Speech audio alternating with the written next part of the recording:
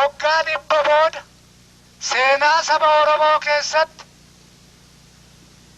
walitti qabamnee gibira kaffaluufi miti ijoollee keenya baafnee diinaa kenninee loltuu diinaa godhuufi miti kootaa jarri duratti abbootiin keenya jedhan san midhaan qotannee galfannerraa walitti buufnee bulchaadhaa kennuufi miti har'a oggaa dhibba booda kan walitti dhufneefi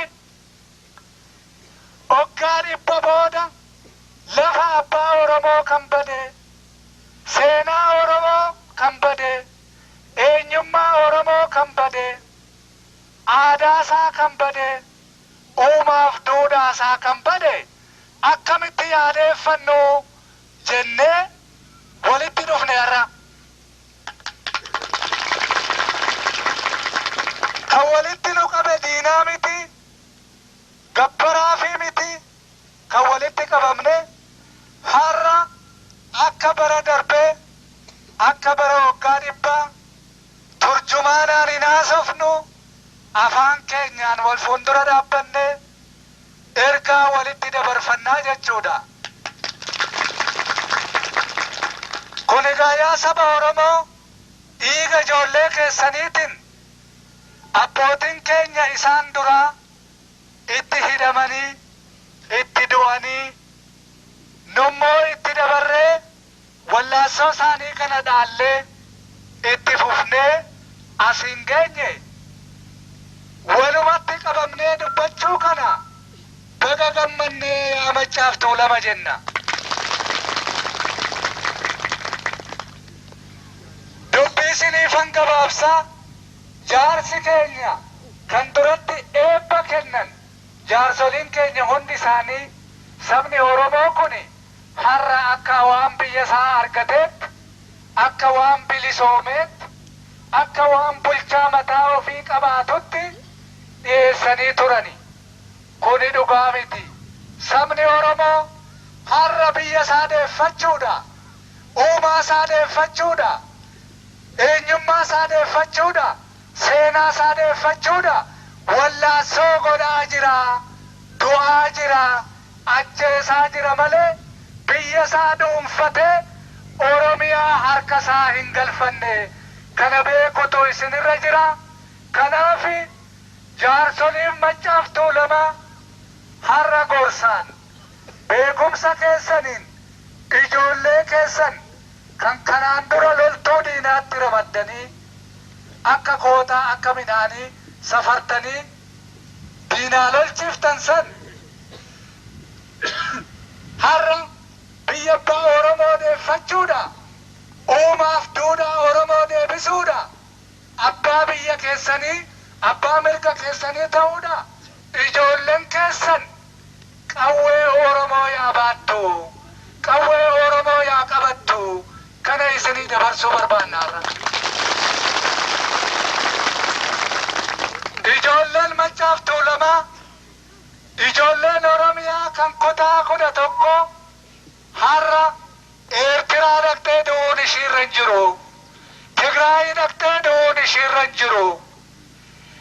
Qawwee buna keenyan bitame, qawwee warqee keenyan bitame, qawwee saawwa keenyan bitame, qawwee isin qottanii gabbartanii bulchaa kennitaniin kan bitame. Ilmaan Oromoo ofii ishiitii qawwee ofii bitattee qawwee ofii baattee meeshaa diinaa taate massaaraa diinaa taate har'a biyya ormaatitti hin dhumtu. Yoo du'a barbaachise yoo diinni Oromoon abbaa Oromiyaa ta'uun irra hin jiru, abbaa biyya isaa ta'uun irra hin jiru, abbaa seenaa isaa ta'uun irra hin jiru, abbaa uumaaf duudhaa isaa ta'uun irra hin jiru.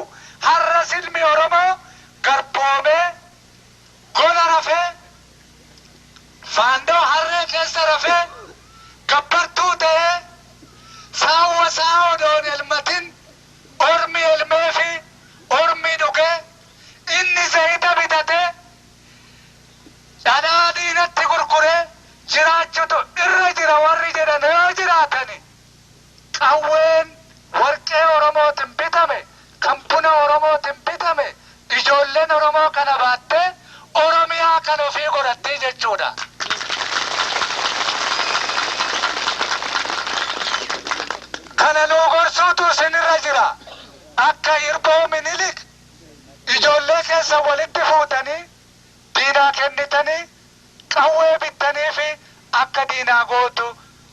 diinaa duutu gochuun isinirra hin jiru jennaarra. Ijoolleen Amboo, ijoolleen Maccaa, ijoolleen Tuulamaa, ijoolleen Meettaa lola bulchaa Amaaraa keessatti Minilik irraa jalqabee goobanallee yoo fudhanne Oromoo yaa gurguratu malee, biyya Oromoo yaa gurguru malee, saba Oromoo yaa garboomsu malee, jagna guddaa ta'uusaa, wattaaddara cimaa ta'uusaa ilmaan Oromoo beekutu irra jira. Ijoolleen Maccaarra loltuu Haayile Sillaasee keessatti, loltuu Dargii keessatti, xoor saraayita isaanii keessatti jechuudha kan beekamte. Diinnuu hin beeka kana.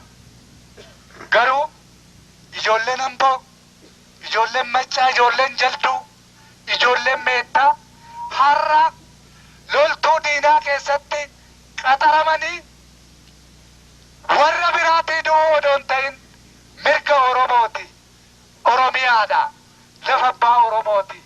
Jagnummaa isaanii kana nutti haa agarsiisanii har'a jennaarra. Kanaafi adda bilisummaa Oromoo dhaamsa lamaan tokko isinii qaba. Kanuman isinii fidee dhufu. Kana dura waa tokkon isinitti hima. Har'a biyya kutaa 11 kan Oromiyaa keessatti dhiigni ijoollee Oromoo gannammaa jira. Dhiigni abbootii Oromoo gannammaa jira. Arsii keessatti nama du'e ajjeesanii qalanii reeffa fannisaa jiru. Karri isaa, saawwi isaa saabamaa jira. Asuma ollaa keessanitti Meettaa yoo dhaqxan naannoo Hincinniitti horiin namaa saamamee qalamaa jira. Dheengadduma kana Wallaggatti galaa loltuu adda bilisummaa Oromooti Finfinnee gadi ergine karaatti itti marsanii ijoollee nagaan galaa feetee deemtu karaatti nu harkaa fixani, nu harkaa ajjeesani, galaa waraana keenyallee hin saamani.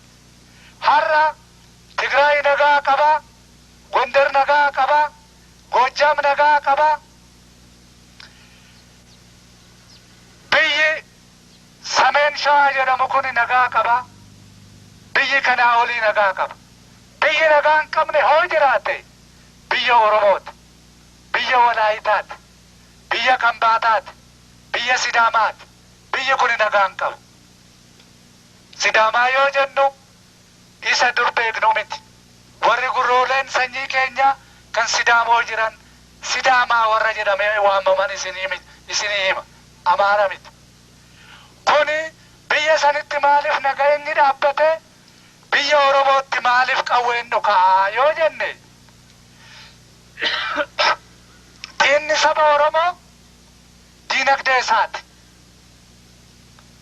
Warri warqee keenya saamuu barani, warri buna keenya saamuu barani, warri garbuu keenya hin qanani'ani, warri qamadii keenya hin qanani'ani, warri saawwa keenya ilmanii dhadhaa keenya nyaatani.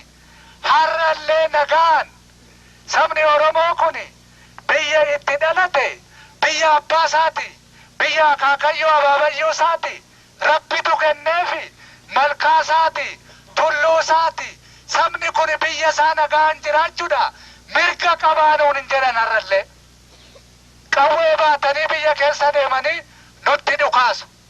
Amma yoo dhufnu kanallee caakkaan Maccaa, caakkaan Jalduu, ijoollee Jalduutii miti kan qawwee baatee keessa deemu. Ijoollee keessanii miti. Warra biraatu qawwee baatee keessa deema. Sabni Oromoo wanti tokko ifatti beekamuun kan irra jiru. Nuyi saba biraa bituun barbaannu, bulchuun barbaannu, lafa namaan barbaannu, diinagdeen barbaannu, kan keenya hin barbaannaa jennaara. Kan keenya namaan kenninu har'aa jalqabee saawwan keenya gaadii amanii warri ilmamaa turan sabni Oromoo saawwa ofii haa ilmatu, qamadii ofii haa nyaatu, garbuu ofii haa nyaatu, farsoo haa godhatu, buna ofii ittiin mana barnootaa haa ijaarratu, karaattiin haa baafatu. Ijoolleen keessan yoo dhufnu abbootii keessan galanne haa ga'u malee karaa irratti ammallee ijoolleen xixiqqoon saawwa eegdi. Kan warra biraa garuu diinagdee keenyaan saamamee warqee keenyaan buna keenyaan manni barnootaa ijaarramee fi ijoolleen ormaa mana barnootaa oolti. Ijoolleen keenya eegee saawwaa qabattee olii gadi deemti. Kanaaf ijoollee keenya barsiifannaa abbaa biyya keenyaa taanaa abbaa diinagdee keenyaati. Warri Tigraayii dhufanis Gondar keessas yoo darban, Gojjam keessa yoo darban, Mansi keessa yoo darban, Marraabeetee keessa yoo darban, saba biyya sanii nama tokko qawwee eegsif hidhachiisaa dhufan. Yoo biyya Oromoo seenan qawwee eegsisuutti kaane. Kuni maaliif ta'e? Minilik akka qawween Oromoo harkan seenne barbaadaa tureeyyu. Haayile Sillaaseen kanuma itti fufe. Dargiinis abiyyoota Baqqaasaa yoo ta'e malee, liqamanbaroota isaa yoo ta'e malee, ilmaan Oromoo qawween hidhachiifu. Egaa seenaan kun akkatti inni dhufu laala. Oromoo harka qawween seennaan Oromoon abbaa biyya isaa ta'a. Nu waraanaa kan jedhu sodaa qabu. Ammas warri dhufanii nu eegsisan kun seenaa kanaa wajjin deemuu jechuudha. Akkasitti isaan laallaa jechuudha. Nuyi sabni Oromoo yoo garbummaan barbaada jedhe malee, yoo saba ilma Oromoo bilisummaa barbaadu tokko irratti yoo inni qawwee dhukaase malee, lafti Oromoo kan Oromoo ta'uun irra hin jiru yoo jedhe malee, namni Oromoo tokko hamma bilisummaa isaa barbaadutti, hamma mirga isaa barbaadutti, hamma seenaa isaa barbaadutti qawwee hiikachuun irra hin jiru jenna nuyi. Dhanyaan akkas isin godhee, isin nyaatee, isin garboomsee, maaloo isin godhee, isin qorqee nuun jedhu. Galgala immoo naftanyaa walitti qabanii qawwee hidhachiisaa jiru. Salaamina marragaagaat yookaan warra nagaaf tasgabii eegu jedhanii warra mirga Oromoon barbaanne, Oromoon akka bilisoomuun warra hin barbaanne hidhachiisanii saba Oromootti irratti qawwee dhukaasisaa jiru har'a. Kanallee adda bilisummaa Oromoo warra nagaaf tasgabii eegu yookiin salaamina marragaagaat warra jedhamu kana akka isaan qawwee Oromoo nama Oromootti hin dhukaafne, akka isaan nama Oromoon hiine ammallee waamicha goonaaf. Kanaaf warri kun immoo warri hidhatanii bilisummaa ofiitii lolaa, abbootii isaanii kajabaa, haadholii isaanii kajabaa, obboleewwan isaanii kajabaa, milaacii tokkollee, limmoo tokkollee abbootii isaaniitti irraan fuudhanii, haadholii isaaniitti irraan fuudhanii, biyya keenya yoo dhufan diinagdee nurraa saamu, qawwee nurraa saamu, qawwee nutti dhukaasu, warri kunillee har'aa qabanii akka seeraan bulan waamicha goonaaf. Kadhaqeef lafuma Oromoo kana deebisuudhaaf lafti Oromoo kun waraqaa irratti deebi'eera, awaaja irratti deebi'eera, labsii irratti hojiirra oolchuudha. Gufuu guddaatu deemaa jira. Walaayitaan Oromoon lafa keetirraa lafa Oromootirraa si ari'a jedhu, Tigreedhaan si ari'a jedhu, Amaaraan si ari'a jedhu, Guraageen si ari'a jedhu. Kanaaf nama biyya kanaa hunda walitti qabanii adda tokko dhaabanii akka Oromoon abbaa biyya isaan taane, akka labsiin kun hojiirra hin oolle har'a Oromoo irratti diinummaa guddaa oofaa jiru. Kana eeggadhaati labsii kana hojiirra oolfachuudha.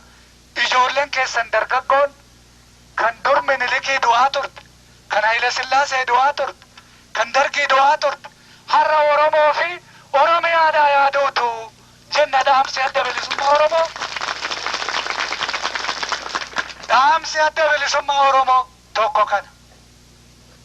Lammanni maali? Lafti Oromiyaa kan qawwee Minilikiin lafa Amaaraa jala seentee achi jalatti maqaan ishiillee namni isaallee odoo hin beekamin waggaa 100 ol turte har'a seeraan diigamtee kan Oromooti jedhamtee seera irratti deebiteerti. Baga gammaddanii isiniin jedhe.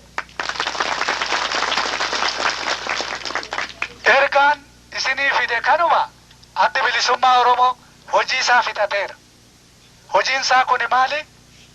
Irran deebi'a, bakka hundatti dubbatama. Tokkoffaa lafa abbaa Oromoo deebisuudhaaf kan inni du'aa daggalatti carraaqaa beelaa kan inni ture kanaaf.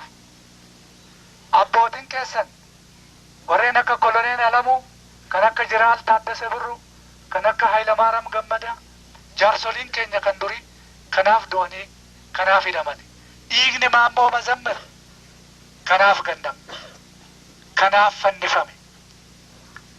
Kanaaf addi bilisummaa Oromoo lafa Oromoo deebisuudha bosona dhaqee seeraan isinii deebiseera.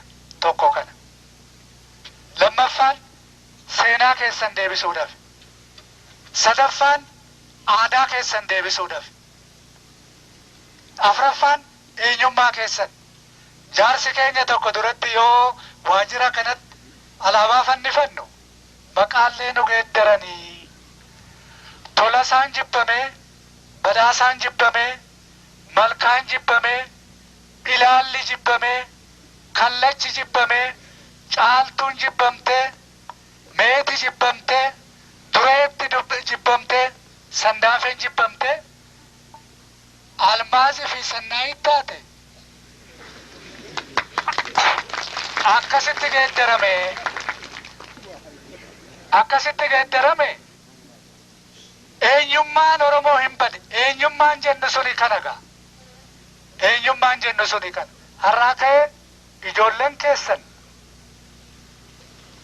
Baqqalaa jechuu dhiiftanii, Asheetuu jechuu dhiiftanii, waan isinii galu tokkoon Malkaa, Ilaala, Sobbooqaa, Caaltuu, Dureetti, Guddataa, Diinagdee jettanii ijoollee keessanii akka maqaa baaftan barbaanna.